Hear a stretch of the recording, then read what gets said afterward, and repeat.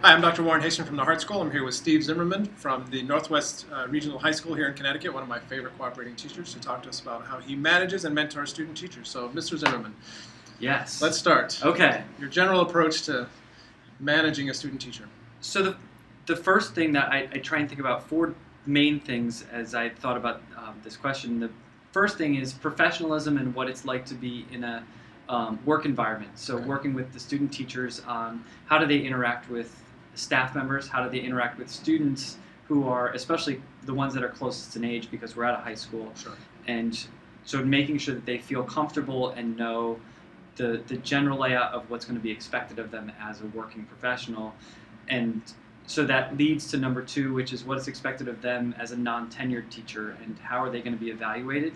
As a department chair myself, I'm constantly evaluating teachers, and it's an important thing for them to understand how I'm going to look at them administratively and how principals will evaluate them and how to best advocate for themselves with administration who aren't musicians, because so many go into school districts, especially in Connecticut, where the principal is the primary evaluator, and that's a dangerous situation for many young teachers who might wind up becoming reading teachers if the principals had it their way. Right. So those are two important things. The third thing is instructional practices. It's one of the areas that student teachers have so much practice being musicians, but not all the different ways to instruct students. And so trying to give them as many approaches to handle the different situations that come up in the classroom as possible. We talk about that constantly. And then the last thing is the scope of change. Student teachers often forget what it's like to be in with a certain age group. So what's the difference between an 8th grade musician, a 9th grade musician versus a 12th grade musician, and learning to say, all right, this student is capable of playing these rhythms, what comes next? And if they can read 8th notes and 16th notes competently with multiple variations in some keys, can they also do that if we add a dot? And what is that? What's next? And I think that so many times the students come in and they're like, oh, this band is playing great, but have no idea what came to lead to that point or what they're going to need to do the first day, the first week, the first month to get an ensemble to be where they're walking in the door either in November or April or there in the calendar year. Okay. So those are my four big things. Your tenants. Okay. Yes. So in our case, we have 7-week placements, sometimes 7.5, depending on the year. Can you talk about your general approach to working them in? How involved? How soon? Do they choose rep? Does it matter the time of the year? How do you manage all that? It definitely matters on the time of the year, but in general, as we were talking about instructional techniques, the first thing they do the very first day is start to integrate with things like major scales that we're performing in the ensembles. So we have them right away in those classes saying, all right, you're going to lead the students through major scales or through a rhythm exercise, something that's easy for them to digest musically so that they have the time to think about what they're going to say and then to listen to the students performing something that they're very familiar with. So scales and rhythms are typically what we'll do with ensembles, and then we'll start to integrate them into either chorale exercises, long-term things where they can start to hear what the ensemble is doing and have expectations of where to grow from there. They may have seen me demonstrate them for a couple days, and then they'll get in. By the second or third week, I try and have them up in front of the ensemble for at least a third of the rehearsal, if not half of the rehearsal, if we have a concert approaching. If there's no concert approaching, which is kind of rare with the semester calendar the way that it works in our calendar year, then I will typically have them up even more than that.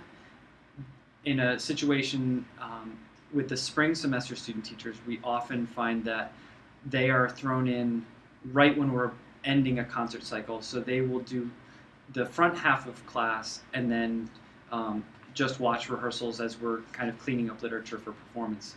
And then after 2 or 3 weeks of that, their last 2/3 or last half of their placement, they'll be in front of the group doing literature, and then we'll have chosen a piece of music that they want to do, which as often as possible, we then have time to talk about how to choose literature and if they've had classes in that, looking back through their notes and saying, oh, this piece might work, and then we can talk about now with my students, how is that piece really going to work? So we do a lot of that. In the general music classes, it's the integration is a little bit different because it really depends on where we are in the curriculum. If I have a guitar class and they're familiar with guitar, they can jump right in. If they're not, then it's a little bit trickier. The music theory classes, they can jump in usually pretty fast, and it's a matter of familiarizing themselves with the textbook that we're using. Okay. So you teach different things each year. Do you always want for a student teacher to be in front of every class, or do you restrict some of that? I don't restrict. I try and have them in front of every group so that they have as many experiences as possible. They don't know what they're going to be doing in the next year or so, or the next 5 years of their career. So they might have a situation where they jump into a really high-performing school district where somebody's going out on a maternity leave or some sort of leave or retirement at the end of the year, and they have to jump right into great ensembles that are fully prepared and they're really thinking on a very high level. And they might be in a program that's just getting started. They might have to teach an instrument they're not familiar with, like guitar or something. Especially at the secondary level, more and more instrumental teachers are losing their lessons during the school day and are teaching classes. So I want them to try and jump in even if they're not it's not the subject that they're most comfortable with teaching. So you mentioned you help them choose rep when they're in front of the ensembles. How much planning do you do with them, or do you see lesson plans ahead of time, or do you tell them what to work on the next day, or is it up to them, or how does that work?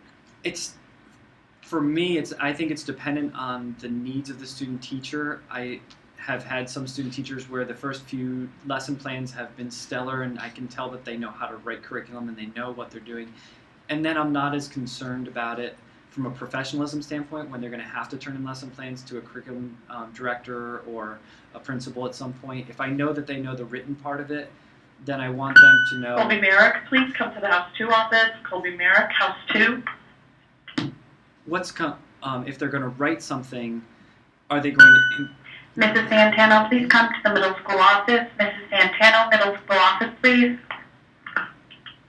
Is the curriculum that they wrote down the curriculum that they actually taught, and then is that the curriculum that the students learned? So we will talk about that in the front end, and as time goes on, do less of the written stuff and more of the instructed and the assessed curriculum. So the lesson planning part of it for me, I find that the students are very good at the written part of it. At least the student teachers that I've had recently, which are coming out of the University of Harvard Hart School of Music, they seem to be well prepared at that. So kudos to their teachers who are doing that. But it seems like that's an area that's less of a need than I've had student teachers from previous years and previous universities that have had more trouble with that. And it's certainly important that they know how to write down the things that they know that they're doing, but put it in language that a non-musician would understand. Sure. Like a curriculum director. Sure. Devin Moore, please come to the House 2 office. Devin Moore, House 2. And I'm big on modeling. So with respect to modeling, are they allowed to model? Do you encourage them? How does that fit into the sequence at all? The students are asked regularly. Every student teacher has to perform for the students, and then there's an integration into small lesson groups, pulling students out, and they'll use their instruments in those situations, because typically that's one of the benefits for the school district of having the student teacher is having expertise in a particular area. So if we have somebody who's pulling somebody out, they're going to be demonstrating a lot on their instrument anyway. In the full ensembles, they are probably doing that less often, in part because so many times student teachers haven't had enough practice waving their arms, and they just need time getting used to having the patterns so that they can open up their ears and hear what the ensemble is doing, so they can assess the students rather than assess themselves on what they did right now. Yes, a big weakness early on. Yes. All student teachers. So you mentioned they perform. Is that early in their experience, or? It's dependent on the placement timing, but it's as often as possible. A lot of times I try and do it the first day or two if we can, so that the students have, that our students at our school have some path into their world and can understand right away that there's established musicianship, that they are playing at a superior level. So our students they've already earned respect just based on musicianship, and that goes a little ways towards helping the student teachers gain the trust of the kids. Okay. When they might fumble with something that they're not comfortable with teaching, they also know that they've accomplished a whole lot more in life, and that this is something that is learned. Teaching is not normal. You just do it. No, it isn't. Mr. Matesser, Mr. Ross, Ms. Golensky to the Guidance Center, please, for staffing. Mr. Matesser, Mr. Ross, Ms. Golensky to the Guidance Center. Thank you. So we have formal weekly paperwork that we want them to turn in for feedback, but generally speaking, aside from that, how do you handle feedback? Is it that formal? Is it informal? Every time they teach, do you watch videos with them? How do you go through that? I try and assess the student teachers after each class, if we have the opportunity. Our two bands are back to back, so I can't always I can't always give them feedback in the scheduled way that it works, but typically I'll try and sit down with them after a lesson is over, after they've taught something, and talk about pros and cons, give them the normal questions that I would give any young teacher, and asking them, how did something go, what went well, what did they want to, go back to the following day, and then try and ask them questions to spark their thinking about what students were doing, because so often, again, the first thing that they're going to do is say, oh, I did this wrong, and I did this, I wish that I had said this differently, instead of thinking, yes, you said that poorly, but the students still understood. So don't beat yourself up over the little things, think about what the students are learning. And, Sure. But the formal assessment, we have documents that we have to fill out, and that helps lead us through some questions, especially the midterm and end of the year.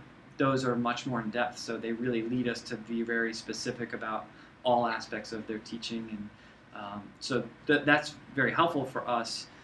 But a lot of times I find that the feedback right in the lesson, the students at our school are comfortable with student teachers because they're here all the time, and it's helpful, I think, sometimes if something goes wrong, to try it again right in the moment and do it a second time and see how differently the students are reacting to it when it's done better the second time, and then they can build upon that instead of saying in the abstract, you remember when you did this, Yeah, and sure. how did it go? And it's sometimes that's helpful, but other times it's great just to grab them and say, no, you did that cue and it didn't work, try it this other way and see what happens. Okay. How much do you involve them in contact with parents?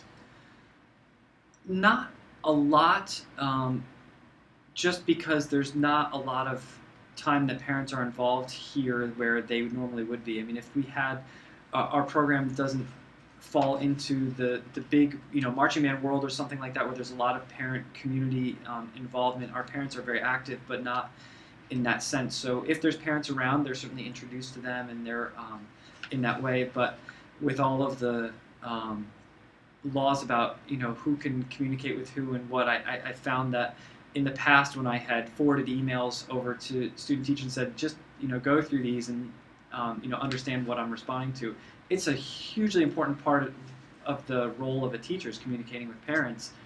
So now I show them the ones that I feel that I can comfortably show them without any kind of privacy violation. But I'm very hesitant to show them the depth of communication, which is, in this day and age, so often done electronically. Right. So we'll talk about, and if there's a particular email issue, I might copy parts of that email and forward it to them and say, let's talk about how you would approach this with a parent, or sit in on a parent meeting if there's an issue. But fortunately, we have very supportive parents, and so they're here mostly asking, what can we do for you? Yeah. So there's not a lot of things going on. It's a good problem. It is a good problem. How about professional development or faculty meetings or in-services? What's their level of participation there? They attend everything that I attend, as long as there's the opportunity in the schedule to do so. Sometimes they have classes that they're going back to on campus, but if possible, we try and bring them back, to all of our meetings. I'm also the administrator, so there's some meetings that I can't have them at, but when I'm in my role as a teacher, they attend as many of those things as possible. We try and have them go to conventions if I'm attending the state convention, and go to those things. And from the professionalism aspect, I think that one of the most important things that they do is learn to look at the field of education as their avocation instead of the field of music alone, and making that mindset change of continuous professional development. They have to seek out the great conferences and go out to in the band world, being at Midwest or TBA or those kinds of things. I go down to ACDA if you're a choral director, or one of the ASTA conventions for Stringfield. You have to do those things.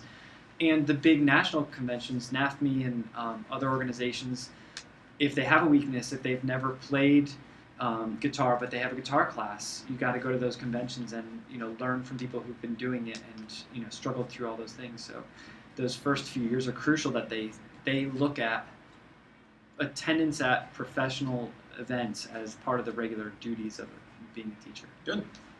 Last one from me, and then if you have anything to add, please do. You're willing to take one or more student teachers every year, and we're grateful for that. What motivates you? What do you get out of it? Why are you doing this? There's certainly the element that I feel the duty to the profession, that I had a fabulous mentor, and I valued my student teaching experience a lot, and so I take with me that idea that I have to give back to the profession that way. Part of it is the motivation comes a little bit from the frustration of seeing Mr. Lessier or Mr. Zimmerman, please dial extension 2000. Mr. Lessier or Mr. Zimmerman, please dial extension 2000. The struggles that young teachers can have, and breaking out of the role of musician and into the world of music education, that sometimes happens. And